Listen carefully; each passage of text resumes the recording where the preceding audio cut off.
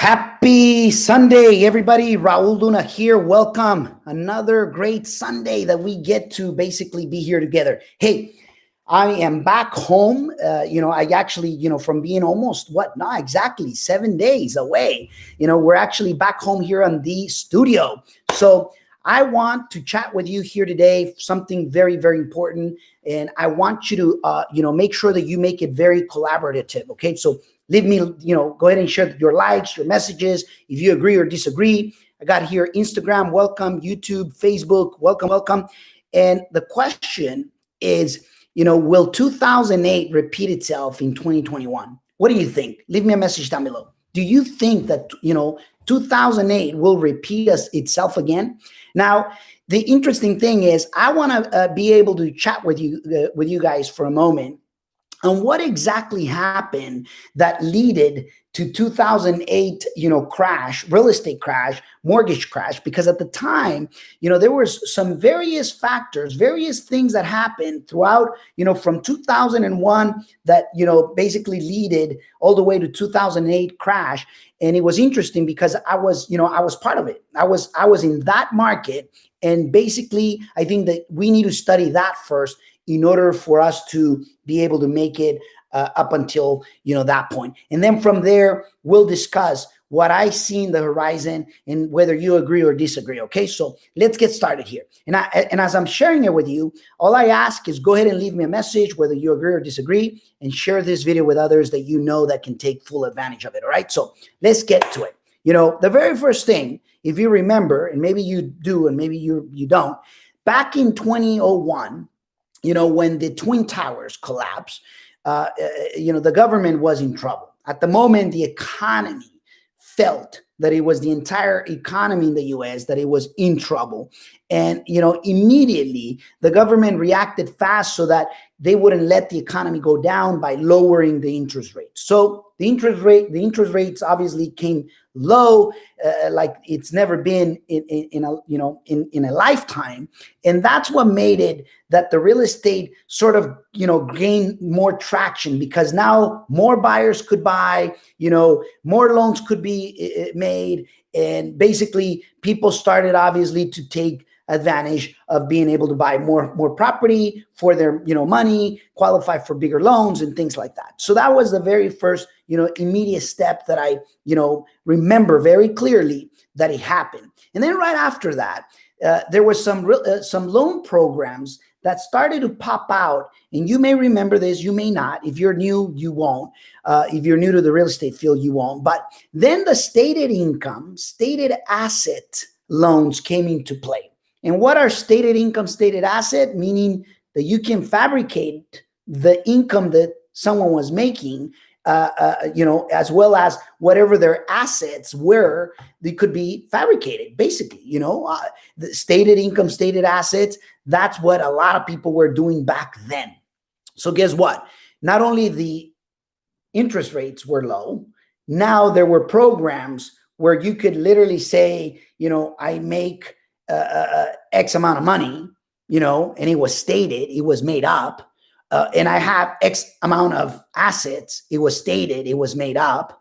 And the banks were literally just saying, okay, yeah, it's stated. We don't have to, verify it. So then that program, those loan programs started to add more toxicity to the market. Okay. And then another program came in, and you may remember the ninja loans, no income, no assets loans, where now you don't need to show income and you don't need to show assets, even another layer of toxicity. And then another program came in with negative amortization loans, where you wouldn't even pay the interest rate or the interest on the loan. In other words, you will buy the piece of real estate, and instead of covering at least the interest of the loan, you didn't need to.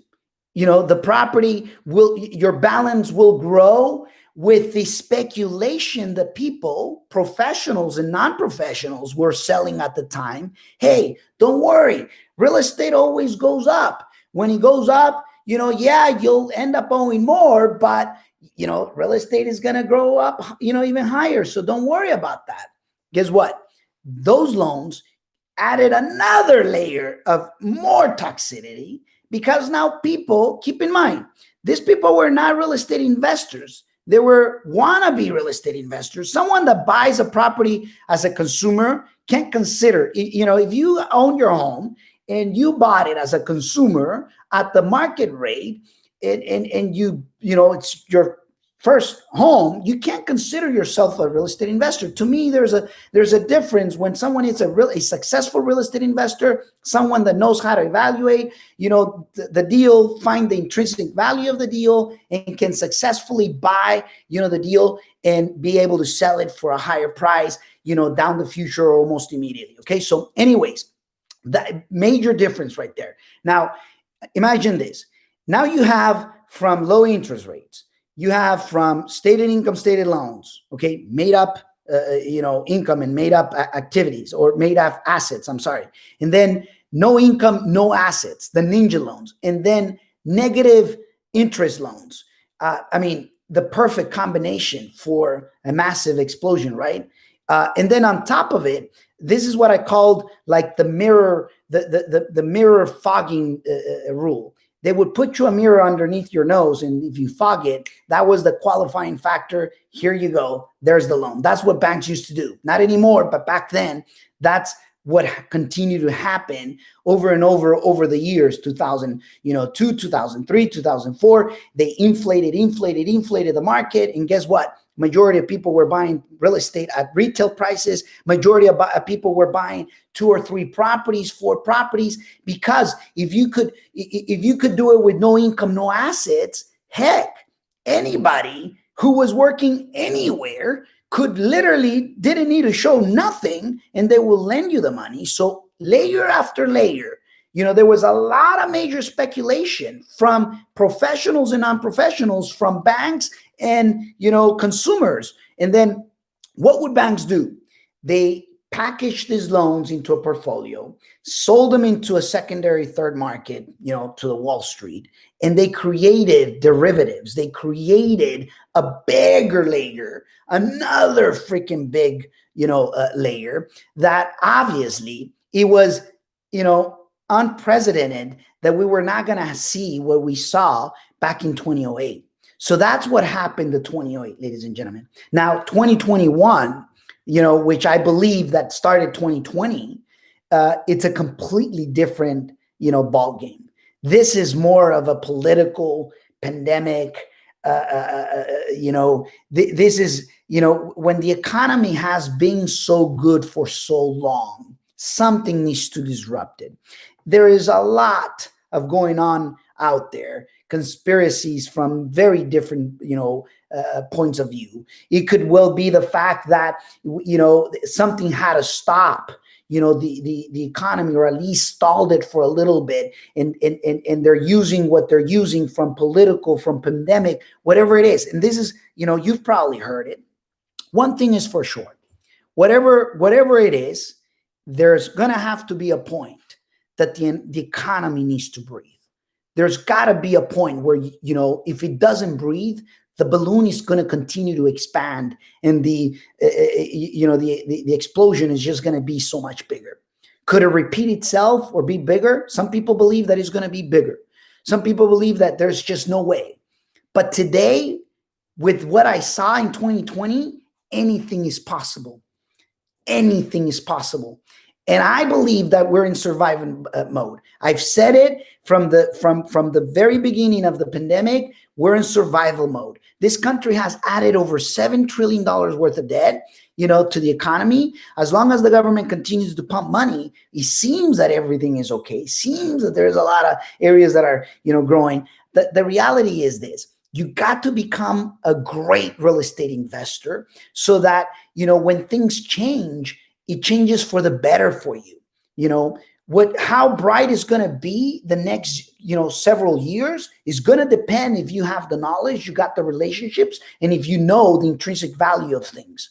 If you know those things, boom, you're going to be able to take, full advantage. And I'm not talking the word full advantage in the negativity way, because, on every disaster, there's opportunity, and every disaster creates obviously a disaster for somebody else. But keep in mind, the disaster of someone else doesn't have to be your disaster.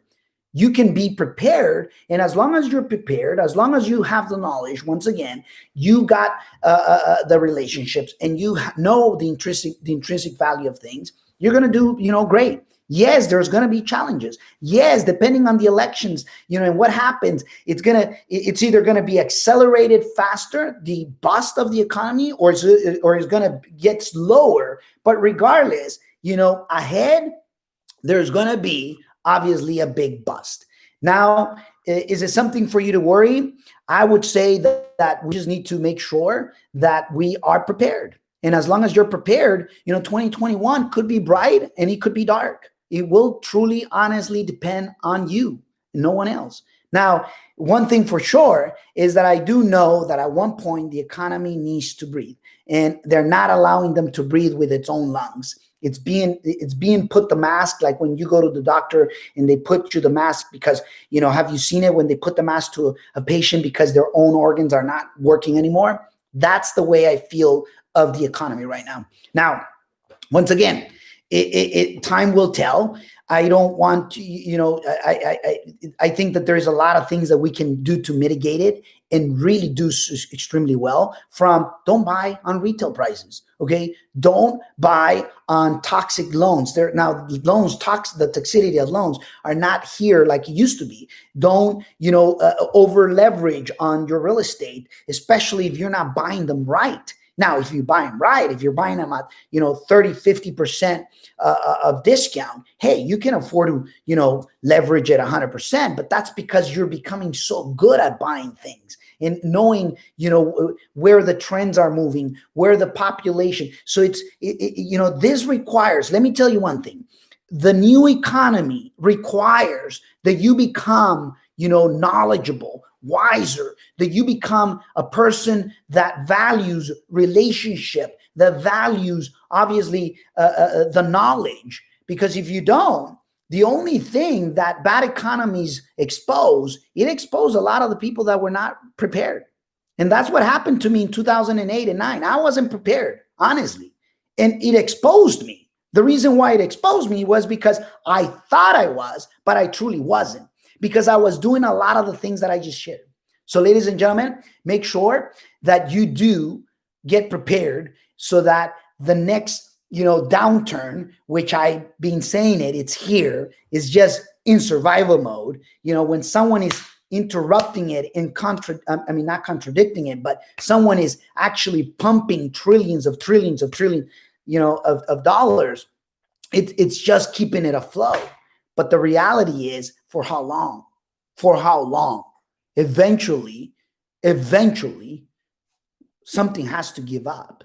And there's a lot of things that are happening around that now. With what just happened 2020, anything is possible. Today, if the government wants, they'll shut everything down and they kill everything. That's the level of power that they've been wanting and seeking. Many people agree or disagree with it. Let me know down below. All right. Anyways, just know that could it repeat itself? I don't think it'll repeat itself. I think it'll create a new wave. I think it could become the worst of the worst if the government doesn't allow it to be a healthy, a healthy way of an economy to get, to recuperate on its own. Now, that's what's been happening ever since, obviously, now decades over decades. We'll see how it plays out.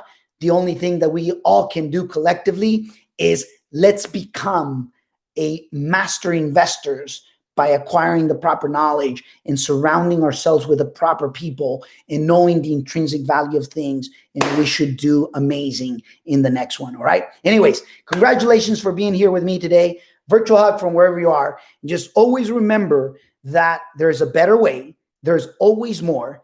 And truly, it all depends on you, because it comes back into your shoulders. Thank you very much. Happy Sunday from wherever you are. Get to see you next Sunday. Thank you.